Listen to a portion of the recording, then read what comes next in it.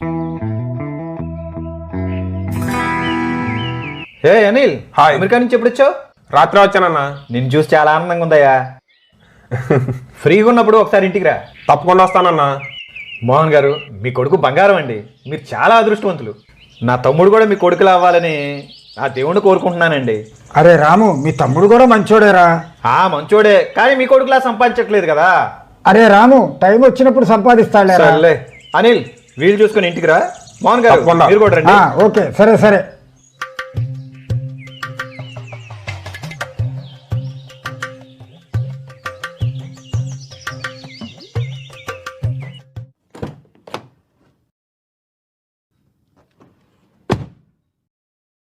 అరే, డబ్బు చాలా కంతిరిదిరా. అదే నాన్న అలా అన్నావు. సంవత్సరం క్రితం నీకు ఉద్యోగం లేదు.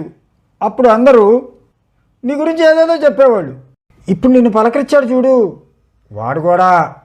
నానా నానా ఆ, డబ్బులు కావాలా? 500 ఇవ్వా? సరే నాన్న. ఇదిగో నాన్న. ఇంతకీ మీ వాడు ఏం చేస్తాడు? ఏదో జాబ్కి ప్రిపేర్ అవుతున్నట్టున్నాడు, అందుకే డబ్బులు తీసుకున్నాడు. నా ఫ్రెండ్ కొడుకు మీ అబ్బాయి ఏజే. బెంగళూరులో సాఫ్ట్వేర్ ఉద్యోగం, నెలకి 50,000 శాలరీ. ఇలా డబ్బులు ఇచ్చి మీ వాడిని చెడగొడుతున్నారు. ఏమో మీ వాడు ఏం చేస్తాడో ఏమో, నాకైతే డౌటే. ఈ లోకం తీరు, నువ్వు ఎలాంటోడువో, నీ మనస్తత్వం ఏంటో, నీ ఆలోచన ఏంటో అదేం మ్యాటర్ కాదు. నీ బ్యాంక్ బ్యాలెన్స్ ఉంటే చాలు, అదే మ్యాటరు.